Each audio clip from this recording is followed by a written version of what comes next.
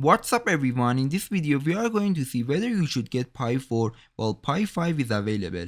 Stay tuned to know everything about it.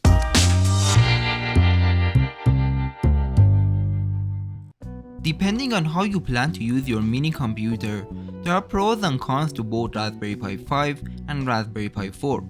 Looking at the prices, we can see for the 4GB and 8GB model, the Raspberry Pi 5 is only $5 more, which is not that much. However, we have to keep in mind that for Raspberry Pi 5, we don't have a 1GB or 2GB version.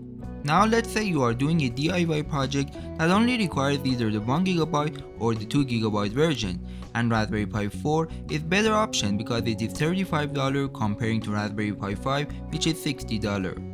Now comparing the Raspberry Pi 5 to Raspberry Pi 4, we can see Raspberry Pi 5 is more powerful than Raspberry Pi 4 in every regard. It has a better CPU, better GPU and faster RAM. The Raspberry Pi 5 also allows for two 4K monitors running at 60Hz, while the Raspberry Pi 4 only supports one 4K monitor at 60Hz.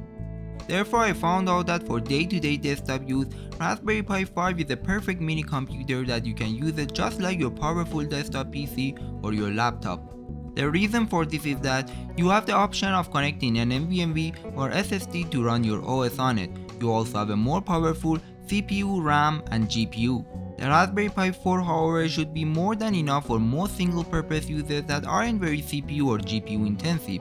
For example, you can use the 1GB or 2GB version of Raspberry Pi 4 for many low-intensity workloads, such as powering a low-resolution security camera, motion detectors, simple retro games, streaming weather reports or radio station, basic desktop tasks, and home media streaming.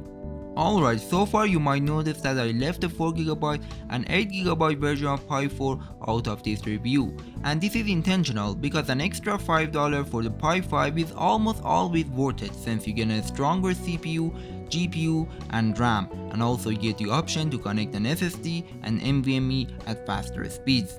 Keep in mind that everything I said in this video are all based on my experience, and make sure to check everything online before you start doing anything. Alright, if you like this video or if you learned something, please consider subscribing to this channel because it motivates me to create more videos like this one. For any question, feel free to comment below and have a great day and see you on next video.